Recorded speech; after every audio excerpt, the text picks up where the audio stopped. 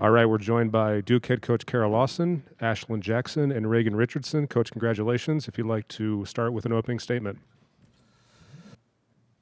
I just continue to be proud with our team, and we keep maturing even at this late stage of the season. We continue to grow. We continue to just trust in each other and trust in the schemes. And I think there was no better example of that in the first half.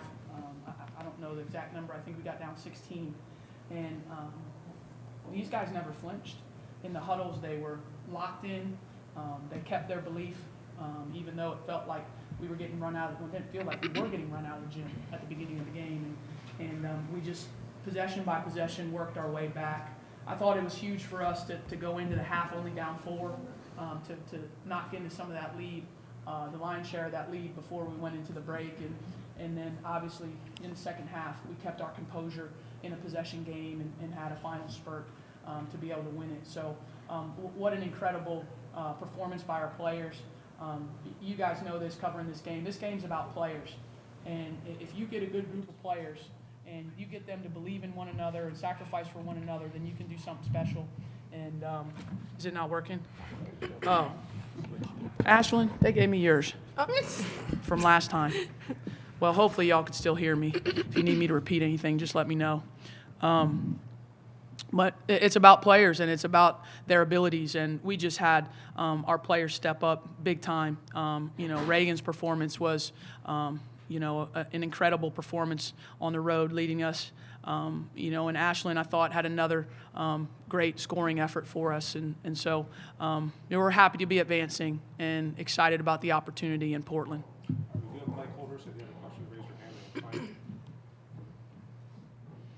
Hey guys, congrats on the win. For Reagan and Ashley, can you just go through the feeling in the locker room right now after that big win? I know, it's awesome just between the team and I and the coaches. We're super proud just of how the team played today. Like Coach said, I think we're down by like 16, and we didn't let it faze us. We stayed with each other, and we were able to climb back. For Coach, you had some big minutes from your freshman tonight, especially Delaney Thomas. She was a plus 22, 8 points, 8 rebounds. Can you just talk about the impact that all of your young players had tonight on that win? We're here for a couple reasons, and I think I touched on this before. We're here because players like Reagan and Ashlyn and Kennedy embraced our young players early on, and were patient with them. Because if you'd seen us in the summer, it was a train wreck a lot of days. And they were patient with them and poured into them, invested in them. Sometimes older players might be jealous of younger players or not want to help, and that's not our culture, that's not our group. They did that, and they stayed patient with them to now to the point in March where they're ready. They're ready to make impact. You look at Delaney today, you look at Lucci and Jaden against Richmond, they're ready to go now. And that's a testament to our veteran players, but it's also a testament to those freshmen that they're confident that they can make plays. And, we've seen Delaney do this all year. It's becoming a trend if you've watched us. In the biggest moments in our team, Delaney shines really, really bright. She is unafraid to compete against the top teams, and we needed her minutes tonight because Jaden was saddled with foul trouble for most of the game, and so that ended up being big time for us.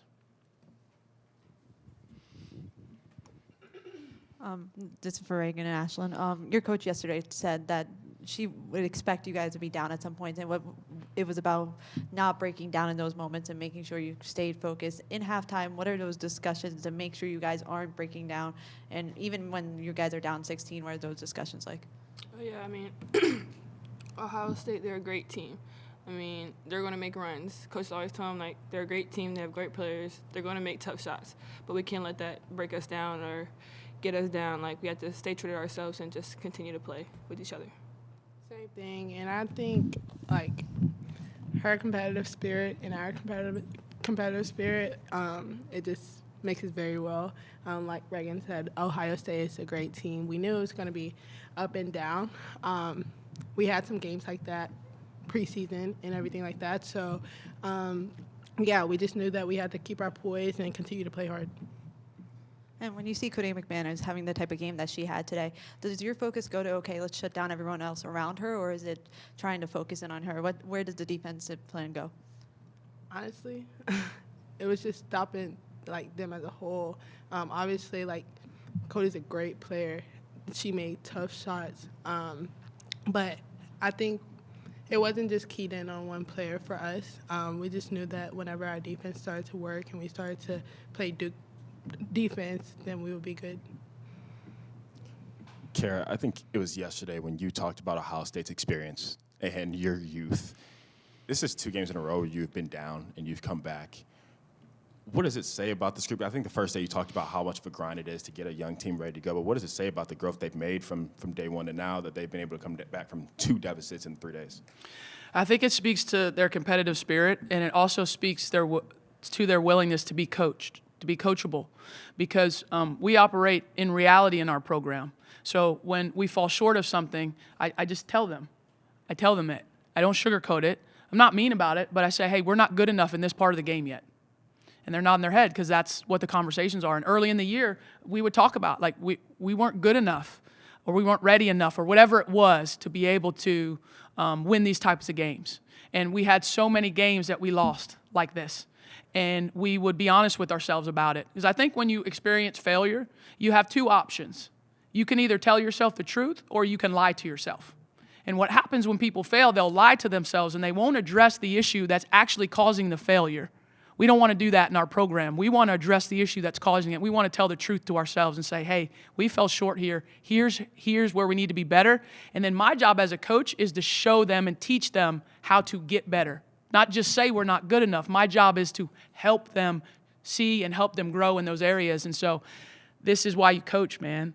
I mean, to see that growth and now on a bright stage to be able to see them overcome something that we struggled with during the year, it's really, really satisfying.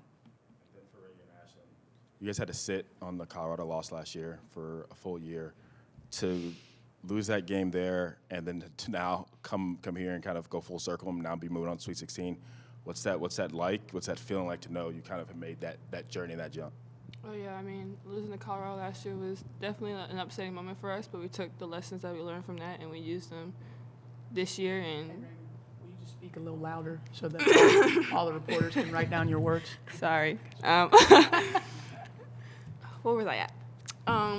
I said I feel like the lessons that we took away from last year, I feel like we're using them this year and also incorporating them with our freshmen and just our newcomers this year. And I feel like we're just staying together as a team. We're just trusting in our coaches and following their game plan, and we're just staying together. Kara, what in your concepts, how would you ascribe your ability to hold them to just one made 3-pointer with seconds left in the game, and also their press and the interior play and the rebounding edge that you had? Well, I think it's a testament to our collective ability defensively because we switch a lot if you watch us play. So the onus is on every player to be able to guard every player on their team. No. Yeah, we don't. No. And so for us, they know, like, on any given play, they could be guarding any of the players on their team because of a switch or something that's an emergency, and they have to be competent in being able to do that, and they're all really good defenders. And so that's a strength of ours, that we have multiple versatile defenders on the court at any given time. We can switch. And we play that in with great effort. I mean, we've been one of the best defensive teams in the country the last 2 years. We take great pride in that. The numbers say that. That's not my opinion. And we take great pride in it. We want everyone to take challenge shots as many times as possible.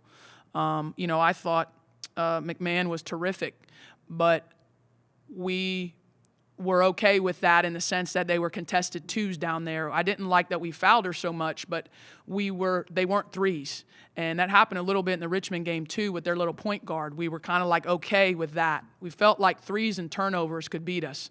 And, you're playing a math game there. Can they make enough twos to beat you? And, we had 4 more threes than them, and that certainly helped us out.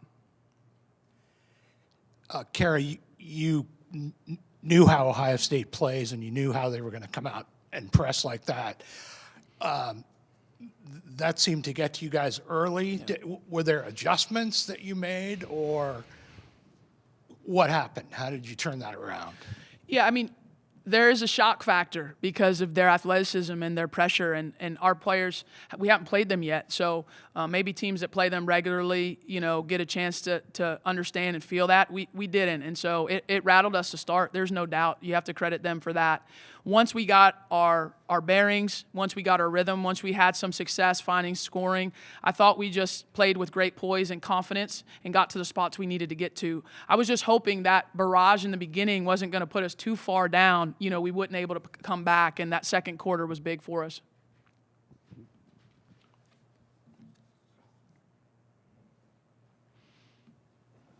All right, congratulations, ladies. SC Live 365. This is for the Hoopers. Hold up. I mean, I'm sorry. We know you was a legend, but right now this is, this day moment. You had your moment a few times over, Coach. Reagan, you hit Mamba mode. I seen it in your eyes and in the stroke. When did you realize you was kind of in that, just that area of everything you shoot goes in? And Ashlyn, the energy, I saw the energy come out of you on a couple of plays. When did y'all start to really understand, like, we can win this game? We'll start with you, Mamba. Well, I feel like ever since I hit my first shot, I feel like that's been, like, the pattern over the past couple games. But, like, once I hit my first shot, I was kind of feeling it already. And then my teammates did a great job of setting screens or doing whatever it took to get me open, and I was just able to knock down the shot. The energy, you brought an energy, and I feel like you fueled the team out top as well. When did you realize, like, we can really take this game?